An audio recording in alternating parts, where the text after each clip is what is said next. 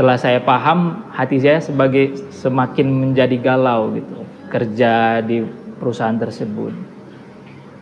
Maka benarlah firman Allah dalam surat Al-Baqarah 275 yang kurang lebih berbunyi seperti ini.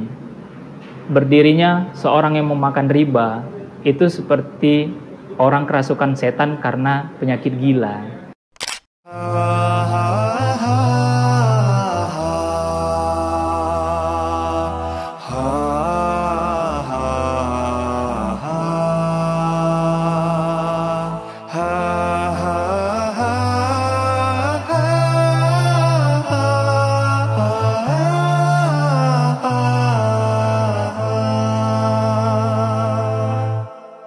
Assalamualaikum warahmatullahi wabarakatuh.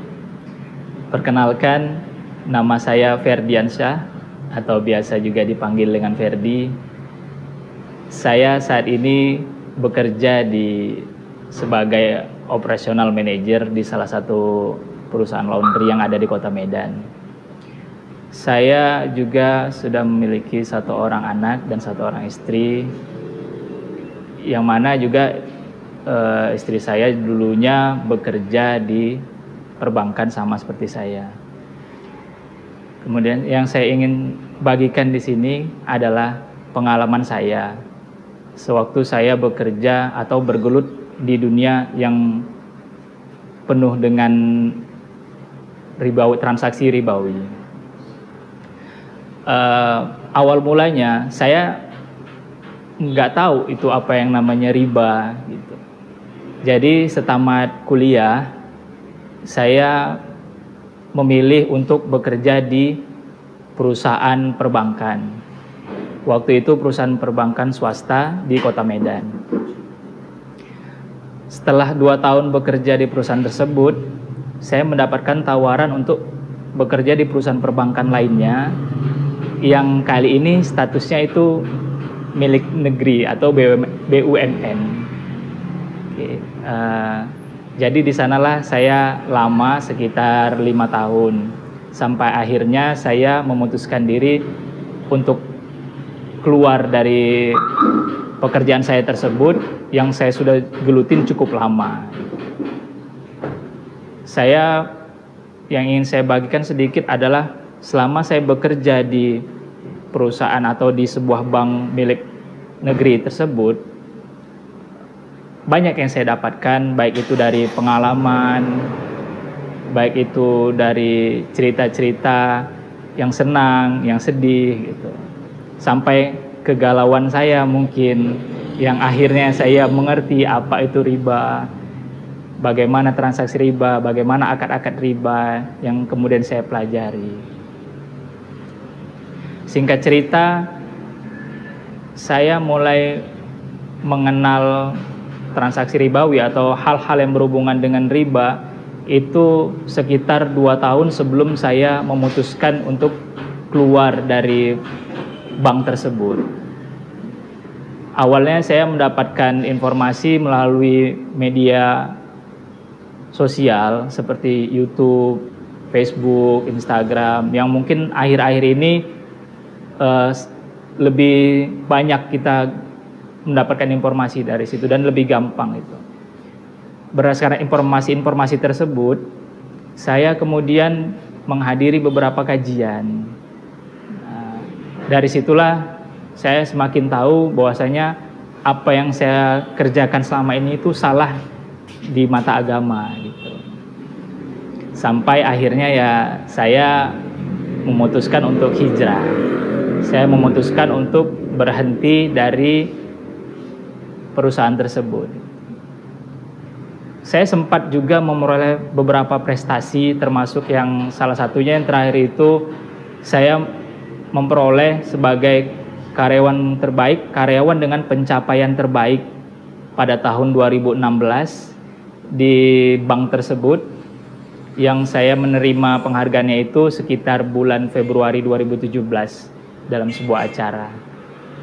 Kemudian sekitar bulan Juli 2017 saya mengajukan diri untuk keluar dari bank tersebut. Tidak diberikan izin tapi saya memberanikan diri untuk tetap keluar. Caranya adalah dengan mangkir. Saya tidak masuk lagi. Setelah saya mengajukan resign, saya tidak masuk lagi. Cara ini sebenarnya saya juga dapat ide dari Ustadz Amin Nur Baiz.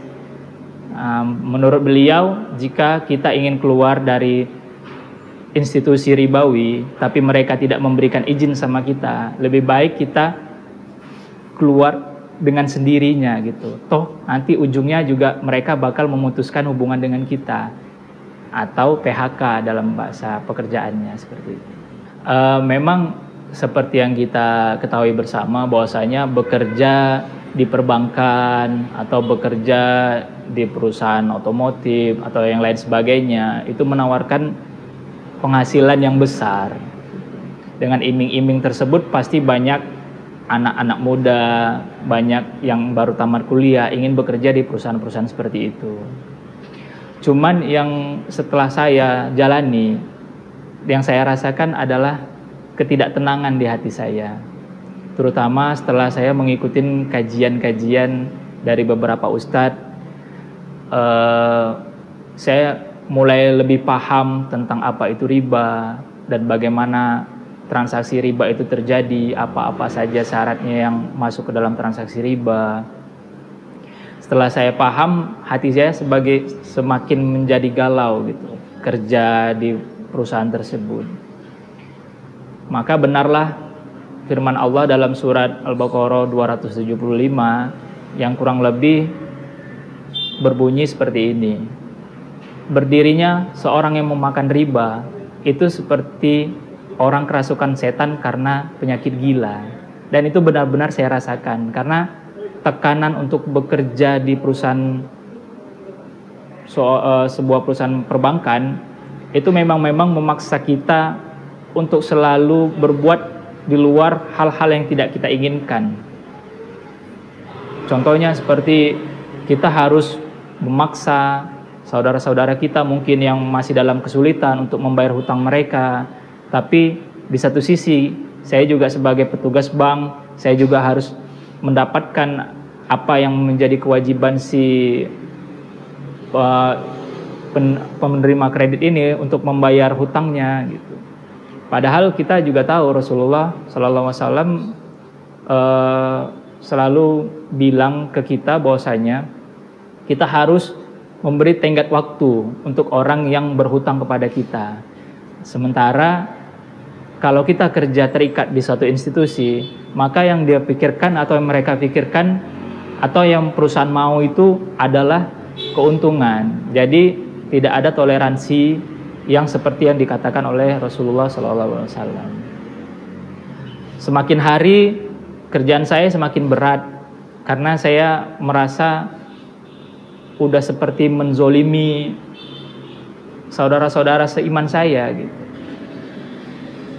Semakin hari semakin banyak tunggakan, semakin banyak saya ribut dengan nasabah-nasabah saya, sampai akhirnya ya saya merasa saya seperti udah sangat stres, udah sampai ke puncaknya gitu. Maka di situ dalam hati saya merasa bahwasanya ini harus segera diakhiri.